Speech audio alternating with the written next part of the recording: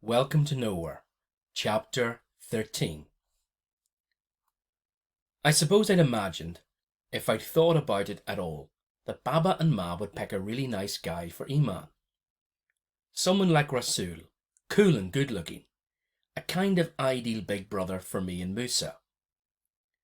They can't know about Mr. Nosy, I told myself as I followed everyone back from the picnic spot. I've got to tell them. They won't go ahead if they know what he's like. I could hear Iman's furious shouts inside our little house while I was only still halfway up the path, and as I hurried into the courtyard there was the sound of a ringing slap. Iman squealed, then I heard Granny's rasping voice saying, "Shut your mouth, you wicked girl.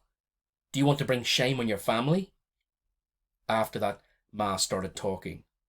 She sounded soft and soothing. I pushed open the door and went in. "It'll be all right, Habiti," Ma was saying. "Mr. Bilal's a good man, so rich. You'll have a nice house, lovely clothes, everything you could want." Iman was on her knees, pummeling a cushion with both her fists. Her shoulders were heaving with sobs. "He's old and nasty, and I hate him. His eyes are cruel. You can't do this to me, Ma. You can't." "Ma," I burst out, "he's not a good man. You've made a terrible mistake. He's in the secret police. He's the man who scared Uncle Ali so much he had to run away from Bosra. He's scary, Ma. You can't." Granny pointed a stick-like finger at me. "Get out of here, you stupid boy. You know nothing about Majda's husband." "I'm not Majda. Why do you keep calling me Majda?" "And he's not my husband," cried Iman. "I won't marry him. You can't make me." "We'll see about that," Granny said grimly. "I chose him myself. I know his mother. They're a good family, and you'll do what you're told." Her old eyes were snapping with excitement. "It's all wrong," I said desperately. "You can't do this to Iman." Ma been bending over Iman, trying to cuddle her, while Iman, still sobbing, was shaking her off. Now Ma came up to me and put her arm around my shoulders. "Come outside, Omar. I know it's hard for you to see your sister cry. Let me talk to you." I couldn't resist the touch of Ma's soft arm. I let her lead me outside. She sat down on the big slab of stone that made a kind of seat outside our door, and patted the space beside her. "Come, darling, sit down." I could see on the path below the farm, Baba with Bilal the rat and Uncle Mahmud. They were walking slowly away in the direction of the village. The rest of the family was travelling into the courtyard. "You know it's time for Iman to get married," Ma began. "I don't know anything. She wants to be a teacher." "Habibi, you know that's not possible now. This war has ruined everything. All we can do for her now is keep her safe. And Mr. Bilal—" "I told you, Ma, he's a bad man. You should have seen how mean he was to Uncle Ali." Ma pursed her lips. "I don't know about any of that. I never liked you working for that old man, but your father—" "Uncle Ali was nice. He was kind and good, and he didn't deserve to be frightened like that." "Look, Omar," Ma squeezed my shoulders, "we need you to help Iman accept this marriage. So far, thank God, we've been safe here. But at any moment there could be attacks. Soldiers running riot, rebels bursting in, shells raining down." From inside the barn came an anguished cry from Iman. "I'll kill myself. You can't make me." There was a sound of another slap. Ma lowered her eyes. "I know you love your sister, Omar dear," she began again. "We all love her. But for her own sake we've got to let her go. And we'll all become fond of Bilal, I'm sure." "Fond? Of that rat? He's evil, Ma." "Don't be silly." She was beginning to lose patience with me. "He's a very successful businessman. He's managed to get a lot of money out of the country." "So," I said bitterly, "you're selling Iman. Is that it? For money?" Ma stood up. "Stop being childish, Omar. It's always a shock for a girl when her marriage is arranged. I cried for days when I was told I was going to marry your father." "I will," Iman was shouting. "I'll kill myself." "Go and find Musa," Ma said briskly. "I'm sure he talked some sense into you." There was only going to be one end to it all. Iman was going to marry the rat, and there was nothing I could do about it. Jabber made snide remarks about Iman's headstrong behaviour until I wanted to punch him. Auntie Fawzia wouldn't look me in the eye, and even Musa refused to get involved. I hardly saw Iman over the next few weeks. I had to go out early every day to work in the fields as usual, and Iman was closely guarded in the house. Meetings were going on with the rat's family, and no one could talk about anything but dowries and clothes and how much gold jewellery Iman would get. Traitor, I hissed to Musa as we left the farmhouse one evening, after another tense supper during which Iman, her eyes red and swollen, had eaten almost nothing. You won't lift a finger to help your own sister. He shrugged. What can I do? Talk to Baba. Talk to Ma. Tell them. Tell them what? I want to bash my head on the stone wall of our house, that Iman can't marry that monster. It was dark by then, but there was a full moon, and Musa's eyes glimmered as he turned to look at me. Get real, Omar. Iman will be all right. He's got a lot of money. He might even let her go on studying. I couldn't believe my ears. You can't be serious. Life's not perfect for anyone. His voice was suddenly harsh. You get given your fate. You have to deal with it. I should know. There was no answer to that. It was horrible to see the change in Iman. She'd stopped eating and started to lose kilos of weight. Her eyes looked bruised with tears. She stood like a dummy as Ma and Granny fussed around her, trying on the new clothes the village dressmaker had run up for her. The rat had been generous, I had to admit. A good chunk of dowry had already been paid. Even I was impressed by the size of the gold necklace that Ma and Auntie Fawzia cooed over. They didn't seem to notice that Iman turned away from it with loathing. A few days before the wedding, I came into the house to find her sitting listlessly, staring at the wall. I sat down on the cushion beside her. Iman, I'm sorry. I'm really, really sorry. I wanted to help you. She turned her head and gave me a pale smile. I know, little brother. Thank you. Granny came into the house, a big piece of bread held in her hand like a weapon. She glared at Iman. I saw you. She jabbed the piece of bread into Iman's face. Not eating again. What are you trying to do? Starve yourself? Yes, said Iman baldly. Granny's face twisted with rage.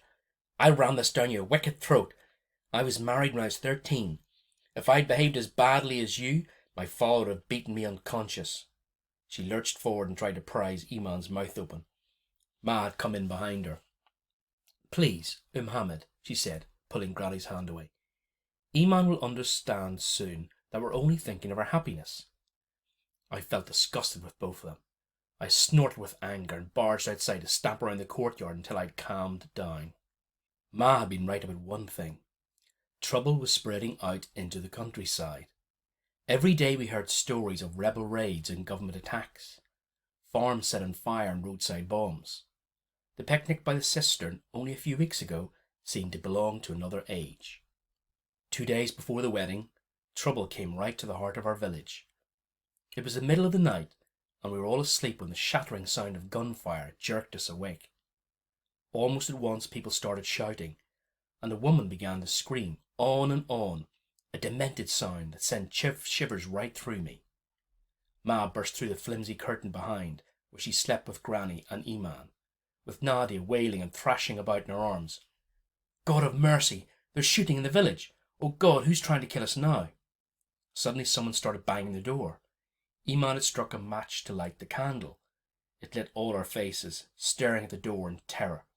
Layla, open up. It's me, Fawzia. I was at the door before anyone else and wrenched back the heavy bolts. Auntie Fawzia almost fell into the room.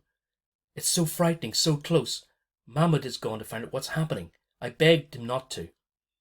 It's not safe, I told him, but he wouldn't listen. Cries from the farmhouse sent her rushing out again, calling out, Now the children have woken up. I must stay with them, but you're all alive, thank God. It was only a few minutes before Uncle Mahmoud came running into the courtyard. We all clustered around him. Couldn't find out anything, he said. Saw a gunman. Not safe in the village yet. Go back inside, all of you. Nothing we can do. Nobody obeyed him. Auntie Fawzia stood swaying on her feet, her little girls crying and holding on to her skirt. God have mercy on us, moaned Ma. Granny had come outside now. God will punish them, she shrieked, shaking her fist at the sky. At last, Uncle Mahmoud shooed us all back inside. None of us except for Nadia slept again that night. There was no more shooting, but we lay with our ears straining to hear what was happening in the village. There were more shouts and the sounds of a car or truck starting up and driving away. Towards dawn there was a chorus of women wailing. When it was light, Ma went to the door, unbolted it, and looked out cautiously. Then she ran across to the farmhouse. "What do you think's going to happen?" I asked Musa. "The army will come soon." He was chewing his lip anxiously. "Arrest any young men they find. Make them join the army." My heart skipped a beat. "How young?" 15, 16. "But Jabber's 15, and you're 16. Don't need to worry about me. There's no army in the world that would take a cripple like me." "And what about me?" "I'd stay out of sight if I were you." I looked around wildly as if there was a hiding place to be found in that bare little barn. My eye fell on Moose's laptop lying on the floor.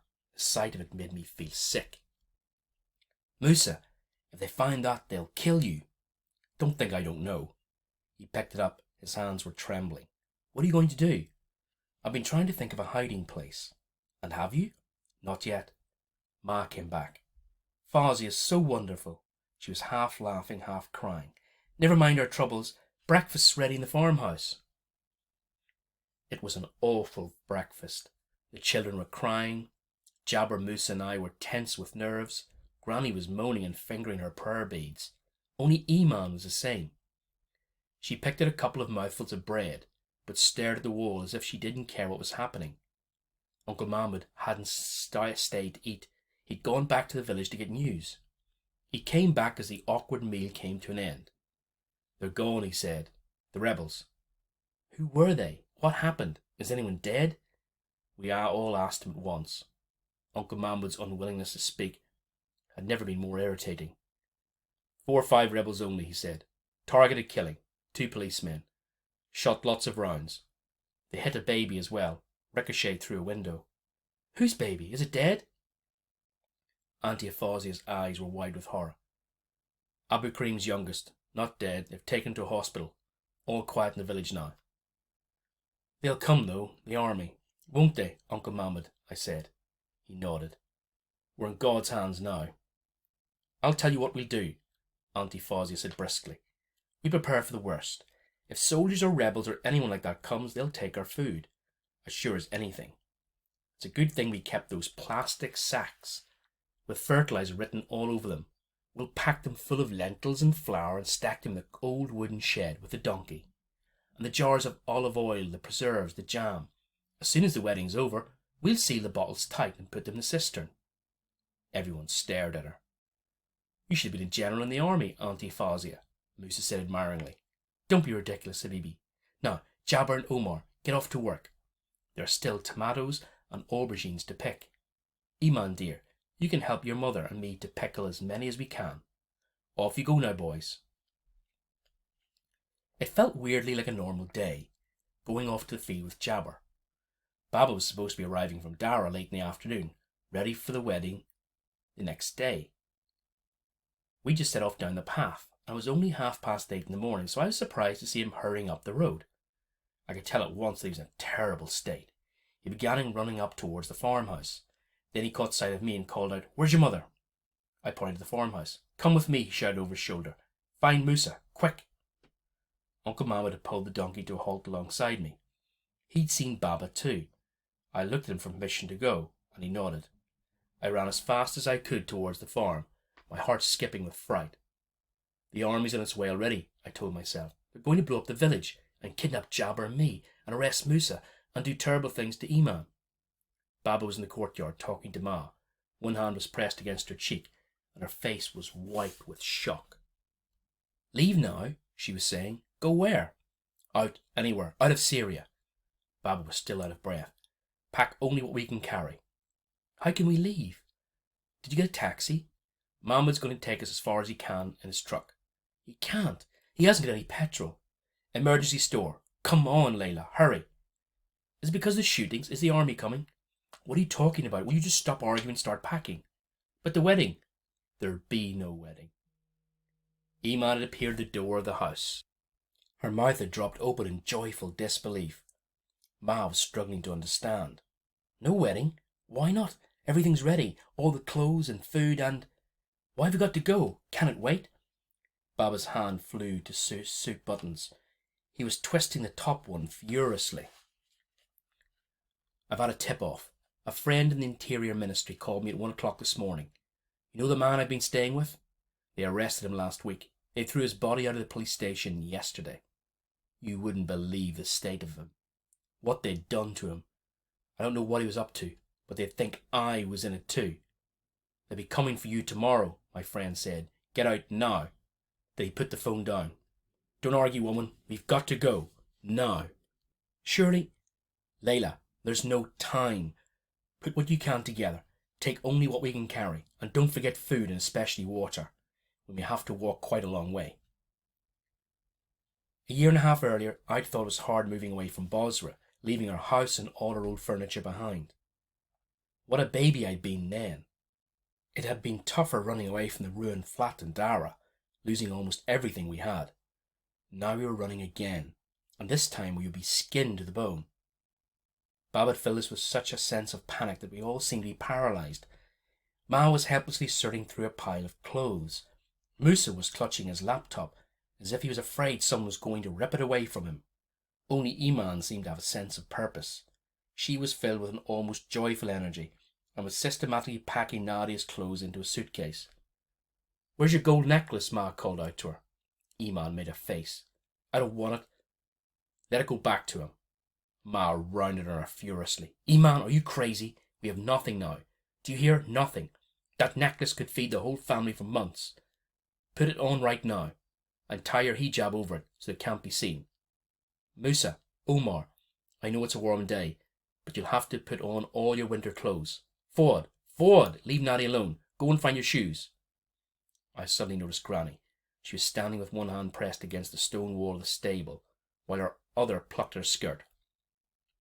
Are you all right, Granny? I called out to her. She turned a puzzled face towards me. What's happening? Is it the wedding? Why isn't Majda getting dressed? Abu Hamid ought to be here. Where's Abu Hamid? That gave me a shock. Abu Hamid was her husband. He'd been dead for 10 years. Ma stopped what she was doing, went to Granny and helped her to sit down. We have to leave now, she explained slowly. Hamid's in trouble. We have to go. To Dara, nodded Granny. Go home.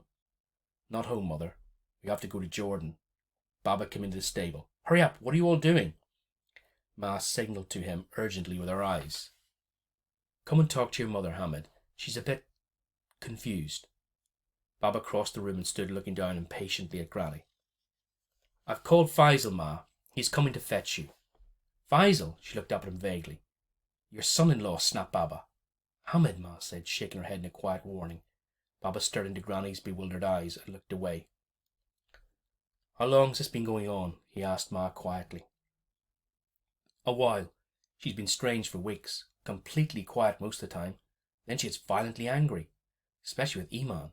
She seems to think she's Majda. Have you really spoken to Faisal? Yes, he'll come as soon as he can.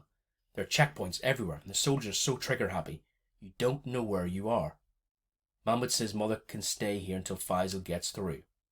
His face softened as he looked down at Granny. He sat down beside her and gently took her hands in his. I'm sorry, Ma. We have to leave now. Fawzi is going to look after you, and Faisal will come and take you to Majd and the girls. You'll like that, won't you? It was as if Granny had been wandering off on a track into nowhere, but she suddenly snapped back to reality. Madge has got some explaining to do, she said tartly. She hasn't been to see us once while we've been living in this dump. A horn beeped outside. Baba stood up. That's Mahmoud. He's promised to take us to the border crossing at Tel Shahab. Moose had been struggling into his heavy winter jacket. He looked up sharply. Tel Shahab's closed, Baba. Haven't you heard? They're shooting anyone who tries to get into Jordan that way. Baba didn't seem to hear him. He hurried outside. I followed him. Uncle Mahmoud was sitting in the driving seat of the truck, while Jabber was taking crates out of the back. Uncle Mahmoud leaned out of the driving seat and called back, Leave the tools in the sacks. We haven't got time to unload everything. Forward, Baba called out. Iman, where are you? Auntie Fawzia came running out of the house with Nadia in her arms. She passed through the Iman and ran to embrace Ma, tears running down her leathery cheeks. Baba was looking anxiously down the hill at the road running towards the village between the long fields. Billows of dust in the distance showed where vehicles were approaching up the dirt road. "Climb in, all of you, quickly," he called it anxiously. With a sharp exclamation, Ma peeled herself away from Auntie Fawzia and darted back into the stable. "Layla, are you crazy? Come quickly," shouted Baba. Ma emerged a moment later with Baba's city suit jacket in her hands. "Our papers," she panted. "In the pockets. You forgot them." Baba turned pale, grabbed the jacket and felt in the pockets. "All here, thank God. Now get in." Baba climbed into the cab beside Uncle Mahmud, with Ma beside him and Nadia on Ma's lap.